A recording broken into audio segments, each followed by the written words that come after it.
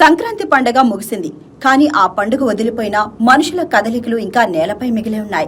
కొన్ని రోజుల క్రితం వరకు జనంతో నిండిన హైవేలు, టోల్ ప్లాజాలు ఇప్పుడు నిశ్శబ్దంగా కనిపిస్తున్నాయి. ఆ నిశ్శబ్దమే ఒక పెద్ద కథ చెబుతుంది.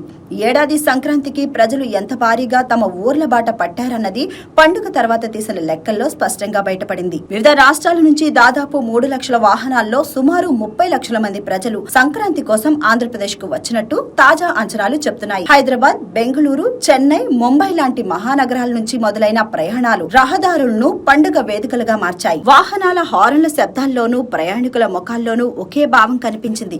ఇల్లు, ఊరు, పండగ. ఈ జనసంద్రం పల్లెలను కొత్తగా ఊపిరి పీల్చుకునేలా చేసింది.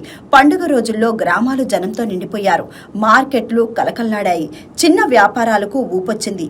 ఊరి బాటలో వచ్చిన ప్రతి అడుగు గ్రామీణ ఆర్థిక వ్యవస్థకు ఒక చిన్న వెలుగులా మారింది. అయితే ఈ రాకపోకలు అధికార యంత్రాంగానికి పెద్ద సవాలే విసిరాయి. ట్రాఫిక్ నియంత్రణ, భద్రతా చర్యలు కఠినంగా అమలు చేయాల్సి వచ్చింది. అయినా పెద్దగా అవాంఛనీయ ఘటనలు జరగకపోవడం ఊరట కలిగించే అంశంగా నిలిచింది. మొత్తానికి ఈసారి సంక్రాంతి పండుగ లెక్కల్లో మాత్రమే కాదు, ప్రజల హృదయాల్లోనూ, రహదారులపై కదిలిన లక్షల అడుగుల్లోనూ తన బలాన్ని చూపించిన పండుగగా గుర్తుండిపోనుంది. ఊరు పిలిచినప్పుడు ఎంత దూరమైనా ప్రజలు వినిపించే పిలుపు ఇదే.